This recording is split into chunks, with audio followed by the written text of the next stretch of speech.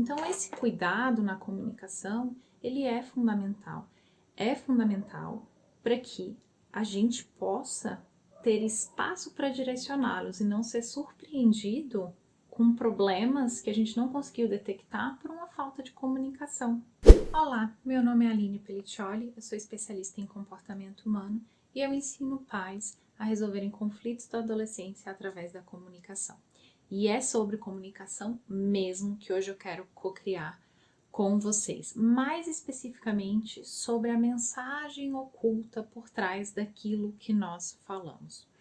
Por sermos adultos, a gente tem essa ideia, né, de que os adolescentes, por não terem uma vivência, por não ter experiência de vida, eles não têm capacidade de gerir e tomar decisões. E nós, adultos, sabemos mais e melhor do que eles.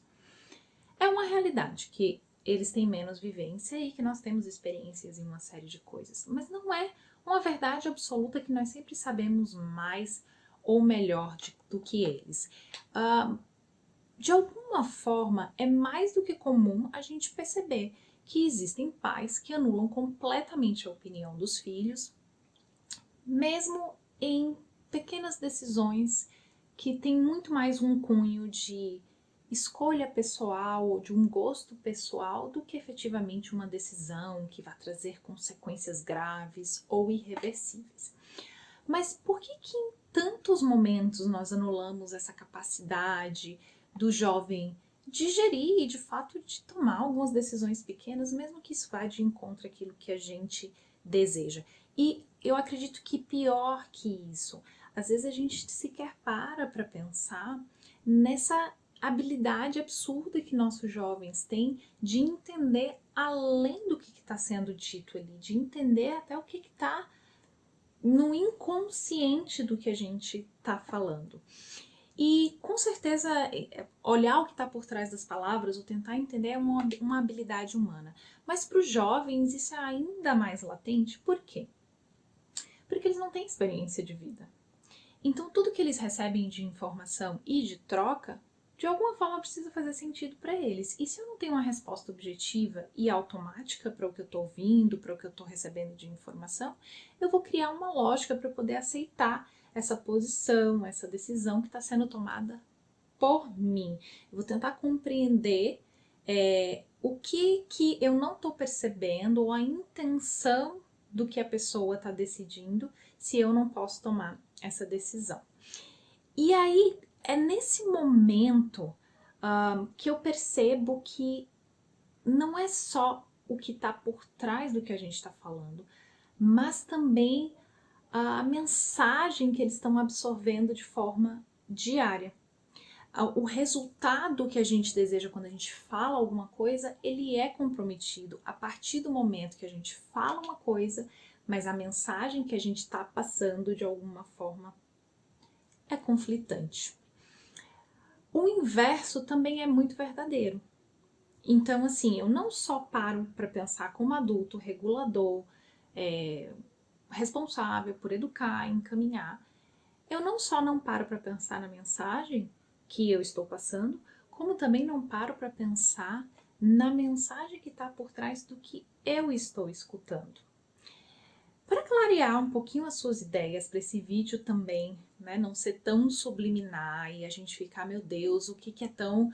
Que mensagens são essas que essa mulher está falando? Eu vou trazer alguns exemplos para vocês. Vou trazer até um exemplo aqui de casa. Aqui em casa, por exemplo, quando eu passo às vezes uma tarefa para o meu adolescente, que tem 15 anos atualmente, às vezes ele me responde: eu não consigo fazer isso agora, eu não vou conseguir fazer isso hoje ou amanhã ou essa semana. Quando ele fala isso, o que está por trás? Né? O que tem ali de informação que a gente talvez não esteja captando? Ele está de má vontade? Pode ser também. Pode ser que ele esteja sem motivação. Mas também ele pode estar dizendo ali, de forma oculta, eu preciso de ajuda na minha gestão de tempo, na minha gestão de tarefas, eu não estou conseguindo concluir e até eu não tenho motivação para fazer o que você está me pedindo. Quer ver um outro exemplo que vai conectar bastante com muita gente? É a questão de quando a gente tem uma filha, por exemplo, e aí ela se maqueia e ela chega toda feliz da vida, toda bonitona, mamãe, papai, tio, avô, seja lá quem for o adulto que tá ali, regulador dela. E a gente elogia, meu Deus, como você tá linda, você tá maravilhosa, você tá incrível. E a gente valoriza esse momento que ela tá maquiada. De certa forma, isso é um elogio. Mas por trás a gente também está reforçando que ela fica mais bonita maquiada.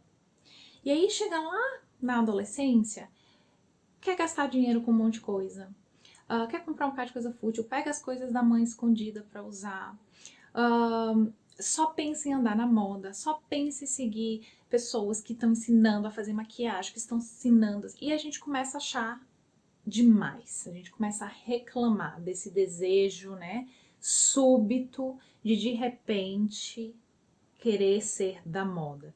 Mas no fato a gente vem estimulando isso desde muito cedo nelas.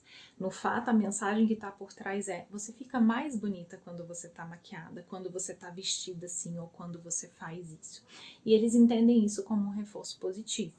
Então aqui eu trouxe para vocês já um exemplo de quando é o adolescente que fala e um exemplo de quando a gente fala e passa uma mensagem. Vou trazer um outro exemplo de cada um para ficar mais claro ainda. Quando a gente chega em casa e às vezes a gente, sei lá, passa várias tarefas ou faz várias coisas, né? A gente tá sempre socando atividade nos adolescentes, sem dúvida nenhuma. Ah, olha seu irmão, faça não sei o que, não. E aí a gente chega em casa e ele fez tudo que ele tinha para fazer. Fez as tarefas de casa, da escola, cuidou do irmão, enfim, seja lá o que for que ele faça. E aí a gente fala: nossa, parabéns! Hoje você fez tudo certinho, tudo direitinho, nem precisei mandar, que orgulho, nem acredito, tá de parabéns. Um outro elogio, mas que por trás, de alguma forma, a gente está deixando oculto no inconsciente, no subentendido ali. Eu não acredito que você conseguiu fazer. Eu não acredito que você, de fato, deu conta de fazer sozinho, sem precisar mandar, porque esse não é o padrão. E é dessa forma que eles entendem. Pô, velho, eu fiz tudo e ela diz: nossa, nem acredito. Tipo, então ela não acredita que eu tenho condições? Ela não acredita que eu tenho capacidade de me autorregular? Um exemplo, por exemplo, de quando o filho também fala com a gente. Mais um exemplo. Por exemplo, quando a gente vai dar rolê familiar. Ai, de vez em quando a gente vai dar uns rolês e aí o filho não quer ir, ou direto ele não quer ir, né? Ah, eu não quero ir, ah, eu não tô afim, ah, eu vou fazer outra coisa e tal. Quando ele diz que ele não quer ir para um rolê familiar, por trás disso existem vários sinais. Pode ser um sinal de que ele está com algum interesse novo, que está fazendo com que ele queira estar mais atento a isso, e aí é importante a gente saber também que interesse é esse novo que faz com que ele não queira sair. Ele pode também estar dizendo o seguinte: os ambientes que vocês fazem, os rolês familiares, que vocês vão para os eventos, que vocês decidem, né, ter essa reunião familiar, seja um restaurante, seja uma saída, seja uma praça, não são locais do meu interesse. Para mim não é divertido estar nesse momento familiar. Logo, os meus gostos não são considerados nas decisões que são da família. Então percebam como é delicado aquilo que a gente fala e o que está por trás, e às vezes não é nem a intenção do que a gente quer falar, não é essa, mas como a gente não para alinhar as palavras e a mensagem, a gente acaba perdendo muitos sinais e passando também muitos sinais de forma equivocada, passando algo que não é exatamente o que a gente desejaria. E lá na frente a gente questiona, às vezes nem tão lá na frente, tá? Às vezes logo em seguida a gente já recebe ali, já questiona: poxa, por que tá agindo assim? Por que tá com a autoestima baixa? Por que tá tomando decisão dessa forma? Por que não consegue se comprometer? Enfim, quando a gente para pensar nisso, a gente percebe que tudo que está acontecendo com eles sinalizam através da forma com que eles se comunicam com a gente. E de diversas maneiras e em diversos momentos, aquilo que eles estão demonstrando é potencializado um pouco mais lá na frente quando não é direcionado, seja por nós, ou seja por um outro adulto, ou seja por alguém que ele consiga encontrar e direcionar isso. E a gente entende que o fato de que a gente conversa com o nosso filho e quando a gente se encontra, de fato há uma troca de informação, mas não necessariamente uma comunicação útil para os dois. Quando eu paro e penso, bom, Eu preciso alinhar a minha comunicação, eu preciso alinhar a mensagem para que meu filho entenda verbalmente o que eu estou falando, entenda inconscientemente a mensagem que eu estou passando e compreenda o porquê dessa decisão, porque sim, eles são seres pensantes, então sim, eles merecem explicação do porquê que a gente está dizendo não, sim, mandando fazer alguma coisa, e quantas vezes forem necessárias a gente vai precisar dizer, eu sei que você está frustrado, eu sei que você quer fazer isso, eu sei que você está chateado, é tudo bem se sentir assim, mas o meu papel é de te educar, é de te proteger, é de, enfim, e por isso que eu estou dizendo não para essa ação, aqui tem perigos que você não está visualizando, aqui tem riscos que você ainda não é capaz de lidar pela sua idade, pela sua vulnerabilidade. Enfim, quantas vezes forem necessárias, a gente vai precisar colocar o porquê e esclarecer a mensagem daquilo que a gente está falando e garantir que eles também estão compreendendo.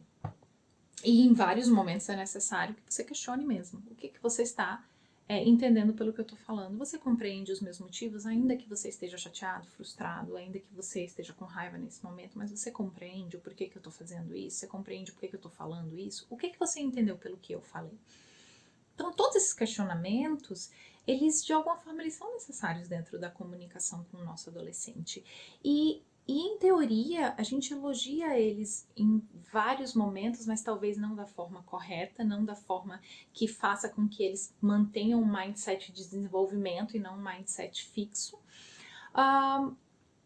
Mas o que eu vou falar aqui agora, se você já não falou, você já deve ter ouvido alguém falar.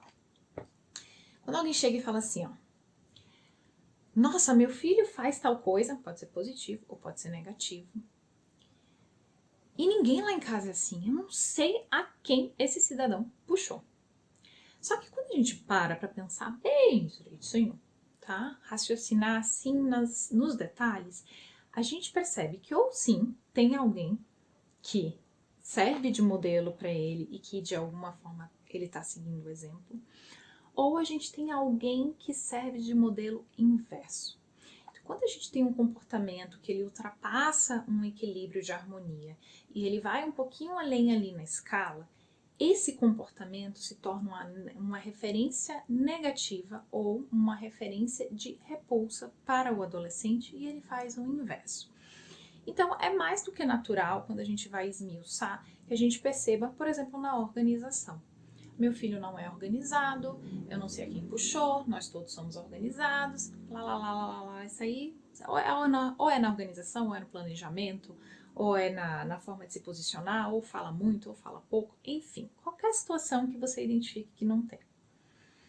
E aí quando você vai parar para pensar, às vezes a gente excede tanto em um comportamento, como na organização a gente cobra tanto, a gente faz disso um peso tão grande, a gente não abre mão de ter exceções, a gente demanda deles de uma forma que talvez não é tão legal, ou que é até exagerada para a idade, né? E aí na cabeça deles vem, que saco, velho! Eu não quero ser assim, é muito chato. E aí ele faz o inverso. Enlouquece a gente, enlouquece a gente. A gente quer matar, quer matar. Dá um desespero porque a gente já não sabe mais como orientar? Sim. Mas pode estar ali numa mensagem oculta de um comportamento que você está tendo, porque comunicação não são só palavras. Comunicação, a gente tem vários recursos, várias ferramentas para a gente utilizar dentro de um processo de comunicação. Tanto que se você falar um eu te amo com um temperamento de raiva, ele vai entender que o eu te amo que você tá falando não é bem um eu te amo, assim, carinhoso, amoroso, de tipo, ai, como eu te amo, né? Um eu te amo, tipo, eu te amo, sabe? Já querendo esganar. Então, do mesmo jeito que um eu te amo com um temperamento contrário vai passar a mensagem, também, se a gente se comunicar fisicamente e não verbalmente, eles também vão entender a mensagem que está por trás disso. Não só eles, como os adultos também. E isso você pode observar em restrição alimentar e N outras características, você vai perceber que às vezes o adolescente simplesmente ele não deseja ser igual, porque aquilo para ele é muito chato. A forma como é cobrado, como é trazido, não é legal. E ele não quer ser, vamos dizer assim, desconfortável, ele não quer ser inconveniente, ele não quer ser chato com o outro, ele não quer ser taxado da mesma forma que ele taxa você quando ele vê um comportamento em exagero. Quando eu me dou conta do poder dessa comunicação, dessa interação entre as palavras, a mensagem, eu começo de fato a me preocupar como eu me comunico e eu começo a ouvir mais. Além de ouvir mais, eu fico mais atenta aos sinais que eu estou recebendo. Eu começo a focar em garantir que a mensagem está sendo compreendida, recebida da maneira que de fato é importante que ela seja passada. E quando eu me atento a isso, a ter essa troca que é mais interessante, mais gostosa, inclusive também para o adolescente, eu conheço melhor meu filho. Eu percebo melhor os padrões dele. Consequentemente, eu crio uma conexão muito mais forte com ele. Quando eu crio uma comunicação forte com meu filho, quando eu crio uma conexão também forte com ele, isso vai ser muito útil lá na frente, quando ele tiver qualquer ponto de instabilidade emocional, que pode ser focar um evento que aconteceu e ele ficou, enfim, angustiado, nervoso, aloprado, ou uma instabilidade emocional mais longa que demande um suporte maior, uma ajuda, um profissional no meio, enfim. Mas conhecendo esses padrões, eu consigo perceber quando que está saindo dos padrões dele, qual a forma que ele raciocina, qual a forma que ele pensa, o porquê que certas coisas ele questiona, onde que a nossa visão é diferente. E eu preciso esvaziar o copo, você precisa esvaziar o copo para que haja uma simbiose de ideias. Porque, no geral, a gente acredita que dentro da comunicação, ou nem acredita, ou nem pense nisso racionalmente, mas quando a gente se comunica e a gente discorda de alguma ideia, a gente, querendo ou não, pensa que a gente tem que debater, chegar a um consenso, que a gente tem que concordar em tudo, principalmente quando a gente mora dentro de uma casa. E será que vale a pena?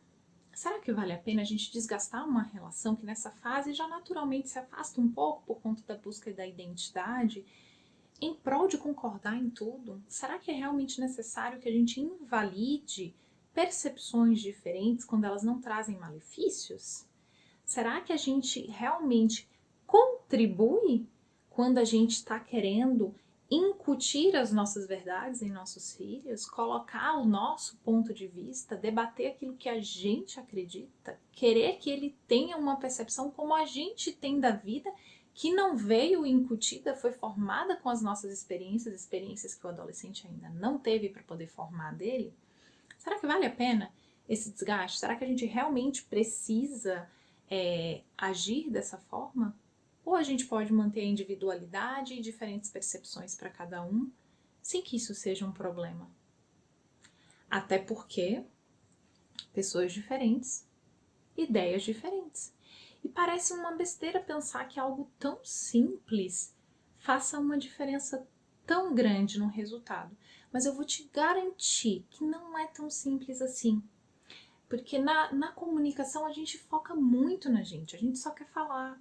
A gente, na maioria das vezes, está escutando, pensando no que a gente vai responder.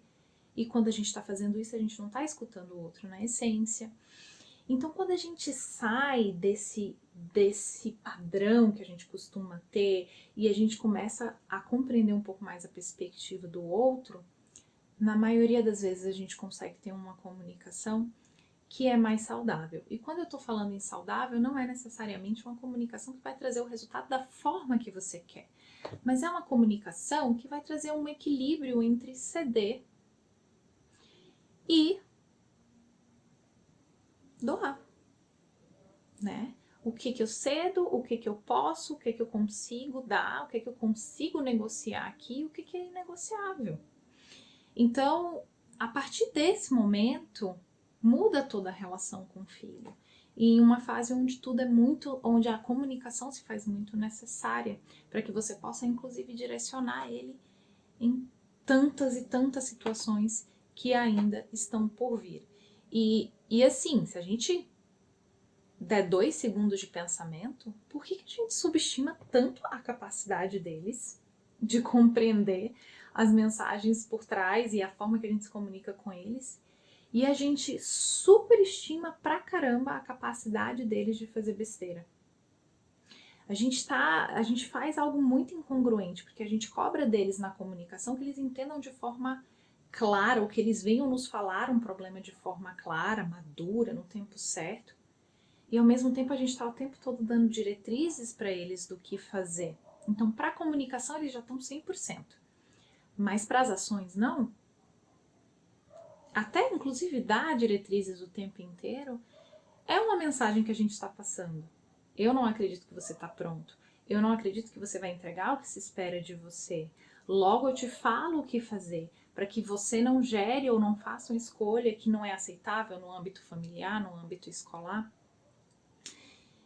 E eles entendem isso, eles entendem essa insegurança que a gente tem em relação à forma que eles vão se comportar. E eles também passam a duvidar de sua capacidade.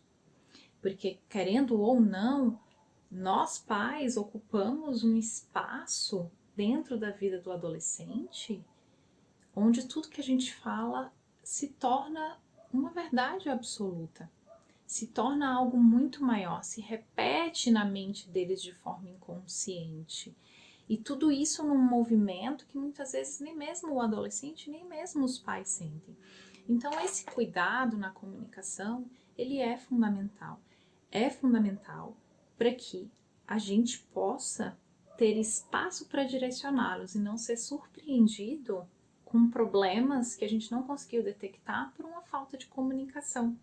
A gente precisa escolher, né, gente? Ou eles estão formados e a gente não precisa ficar atento à comunicação e também não precisa dar diretrizes, ou não estão formados e a gente precisa estar atento à comunicação e também direcioná-los. Mensagens ambíguas confundem muito o adolescente, principalmente porque ele capta essas mensagens não é de uma forma racional, é em formato mais emocional. E quando ele vê, ele está tendo um comportamento por conta de uma resposta que ele entendeu, da mensagem que ele entendeu. E ele não faz porque quer, às vezes ele nem sabe a origem do comportamento. Então é fundamental que nós pais, que o adulto regulador, que quem convive com o adolescente, tenha essa noção de que precisa estar atento ao que está se falando. E não só as palavras que estão sendo pronunciadas, mas a forma que ela está sendo passada também. A gente tem muitos recursos dentro da comunicação e a gente deve usar todos eles com os nossos adolescentes, principalmente através de perguntas, onde a gente possa aprofundar o ponto de vista dele, aprofundar o que ele entendeu, aprofundar se a forma que ele está vendo e pensando em agir é a forma que a gente espera deles, é a forma que é eticamente adequada, que é esperada de alguma maneira com as nossas crenças e valores. Então, quando a gente fala isso para os pais, obviamente eles falam: pode ficar de boa, senhora, que agora eu já estou ligada e eu vou fazer tudo. Ótimo, fique atento mesmo. Primeiro, porque não é fácil mudar esse padrão. Quando você passar a se perceber, você vai ver o tanto de mensagem que a gente passa diariamente para os nossos filhos. Segundo, porque a forma que a gente se comunica com eles sempre precisa terminar. Eles precisam sempre ter a mensagem de encorajamento, de suporte, de motivação, para que eles possam gerar uma ação diferente em uma próxima situação, ou numa situação que nem aconteceu, mas que você já está orientando, ou no dia a dia. Porque aqui a gente está falando sobre uma comunicação do dia a dia, a gente não está conversando sobre drogas, sobre assuntos tensos, não é isso, é sobre o dia a dia. É essa rotina diária de comunicação que muitas vezes está trazendo, afastando vocês do objetivo que vocês têm em relação ao filho de vocês e que pode, de forma discreta, inconsciente, mudar, trazer resultados incríveis sem que você sequer precise sentar e conversar sobre isso com seu filho, apenas observando o seu jeito de se comunicar e ajustando para trazer um resultado mais eficiente. A gente vai se comunicar de forma correta, a gente vai se conectar com o nosso filho, a gente vai esperar que de fato ele faça boas escolhas, que ele tenha bons valores, bons princípios, que tenha absorvido o que a gente passou para ele na infância e também ainda na adolescência. Mas ainda assim eles vão falhar e a gente vai precisar dar suporte, e a gente tem que dar esse suporte através da comunicação de forma generalizada, não só através do diálogo.